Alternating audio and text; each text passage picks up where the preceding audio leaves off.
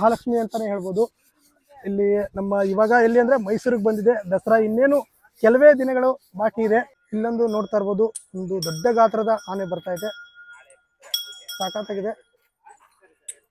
ಅಲ್ಲ ಹೆಸರು ಏಕಲವ್ಯ.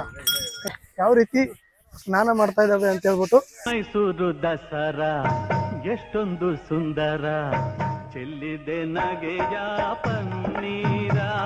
ಸ್ನೇಹಿತರೆ ನಮಸ್ತೆ. ಏನಪ್ಪಾ ಅಂದ್ರೆ ಇವಾಗ ನಾಡ ಹಬ್ಬ ದಸರಾ ಸದ್ಯದಲ್ಲೇ ಬರ್ತಾ ಇದೆ. ಅದಕ್ಕೋಸ್ಕರ ನಾಡ ಹಬ್ಬ ದಸರಾ ಅಂದ ತಕ್ಷಣ ನಮಗೆ ನೆನಪಾಗೋದು ಏನಂದ್ರೆ ಮೈಸೂರು ದಸರಾ. ಮೈಸೂರು ದಸರಾ ಅಂದ ತಕ್ಷಣ ನೆನಪಾಗೋದೆ ಮೈಸೂರು ಅಂಬಾರಿ. ಅಂಬಾರಿನ ಹೊರುವಂತಹ ಆನೆಗಳ ಹತ್ರ ನಾವಿದ್ದೀವಿ. ಅಲ್ಲಿ ನೋಡ್ಬೋದು ಎಷ್ಟೊಂದು ಆನೆಗಳಿದೆ ಅಂತ ಹೇಳ್ಬಿಟ್ಟು. ಏನು ಅಂದ್ರೆ ಇವಾಗ ತುಂಬಾ ಖುಷಿ ಆಗ್ತಾ ಇದೆ. ತುಂಬಾ ನಾನು ಕಷ್ಟಪಟ್ಟು ಅಂತ ಹೇಳ್ಬೇಕು, ಕಷ್ಟಪಟ್ಟು ಪರ್ಮಿಷನ್ನ ತಗೊಂಡು ಬಂದಿದ್ದೀನಿ. ಇವಾಗ ಪ್ರತಿಯೊಂದು ಆನೆ ಹತ್ರ ಹೋಗೋಣ, ಅದ್ರ ಮಾತಾಡ್ಸೋಣ. ಯಾವ ಆನೆ ಅಂಬಾರಿನ ಹೊರುತ್ತೆ ಅಂತ ಹೇಳ್ಬಿಟ್ಟು ನಿಮ್ಗೆ ಆಲ್ರೆಡಿ ಗೊತ್ತಿರುತ್ತೆ, ಬಟ್ ಆದ್ರೂ ಮಾತಾಡ್ಸೋಣ ಅವ್ರನ್ನ. ಯಾವ ರೀತಿ ತಿಂಡಿ ಕೊಡ್ತಾರೆ, ಏನು ಎತ್ತ, ಪ್ರತಿಯೊಂದನ್ನು ತಿಳ್ಕೊಳ್ಳೋಣ. ಬನ್ನಿ ಅವ್ರ ಹತ್ರ ಹೋಗೋಣ. ನೋಡಿ ಇವಾಗ ಮತ್ತೊಂದು ಆನೆ ಕೂಡ ತಯಾರಾಗಿ. ಆನೆ ಹೆಸರು ರೋಹಿತಾ. ಓಕೆ, ಇದು ರೋಹಿತ್ ಆನೆ. ಸಖತ್ತಾಗಿದೆ ಮಾತ್ರ. ಅಂದ್ರೆ ಎಲ್ಲಾನು ಕೂಡ ಬಲಿಷ್ಠವಾಗಿದ್ದಾವೆ.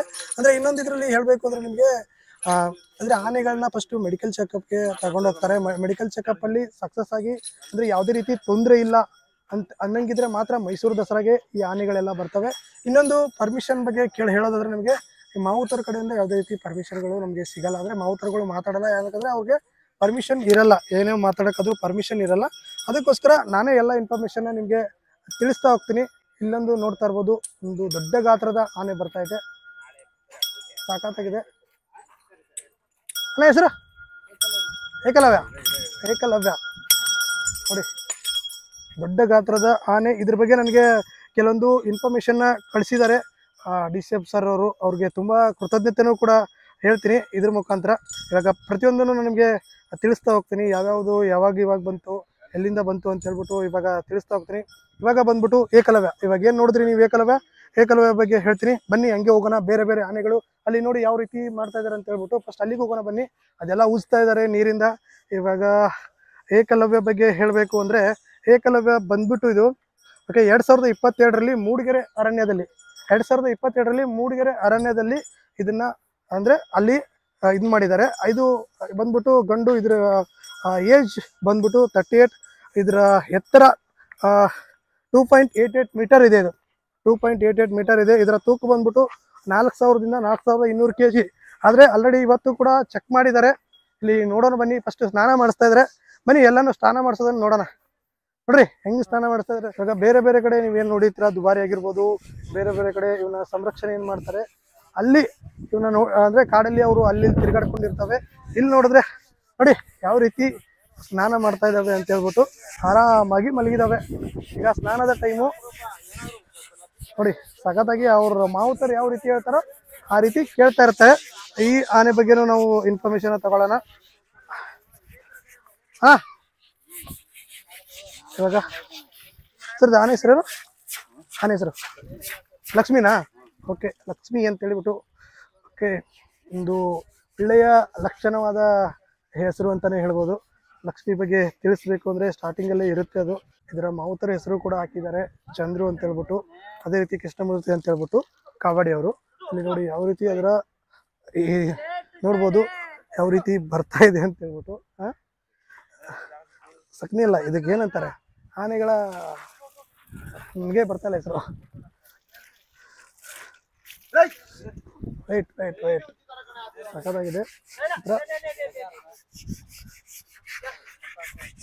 ಲಕ್ಷ್ಮಿ ಇದು ಬಂದ್ಬಿಟ್ಟು ಇಲ್ಲಿ ಅಂದ್ರೆ ಇದು ತಾಯಿ ಆನೆಯಿಂದ ಬೇರ್ಪಟ್ಟ 2002ರಲ್ಲಿ ಅಂದ್ರೆ ತಾಯಿ ಆನೆಯಿಂದ ಬೇರ್ಪಟ್ಟು ಇದನ್ನ ಬೇರೆ ಮಾಡ್ತಾರೆ. ಅವಾಗ ಏನು ಅಂದ್ರೆ ಇದು ಬಂದ್ಬಿಟ್ಟು 23 ವರ್ಷ ಇವಾಗ ಇದಕ್ಕೆ.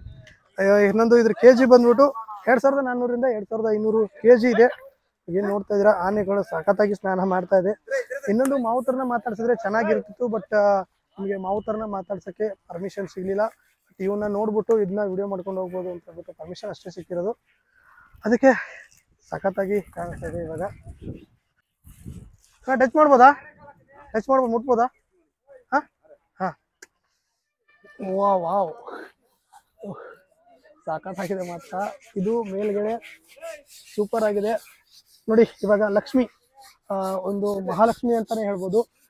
ಇಲ್ಲಿ ನಮ್ಮ ಇವಾಗ ಎಲ್ಲಿ ಅಂದ್ರೆ ಮೈಸೂರಿಗೆ ಬಂದಿದೆ ದಸರಾ, ಇನ್ನೇನು ಕೆಲವೇ ದಿನಗಳು ಬಾಕಿ ಇದೆ.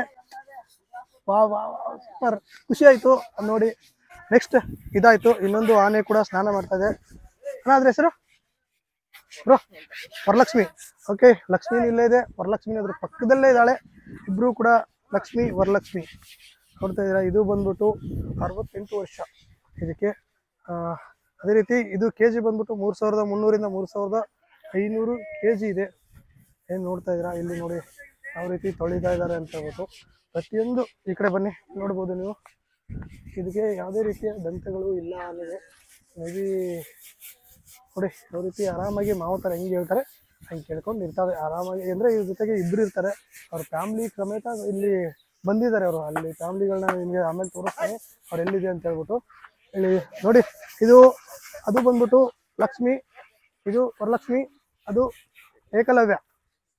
ಬಾಯ್ ಏಕಲವ್ಯ, ಬಾಯ್. ಅಲ್ಲಿ ಹೋಗೋಣ ಬನ್ನಿ, ಅಲ್ಲಿ ಯಾವ್ಯಾವ ಆನೆಗಳಿದಾವೆ ಅವೇನು ಮಾಡ್ತಾ ಇದ್ದಾವೆ ಅಂತ ಹೇಳ್ಬಿಟ್ಟು ನೋಡೋಣ.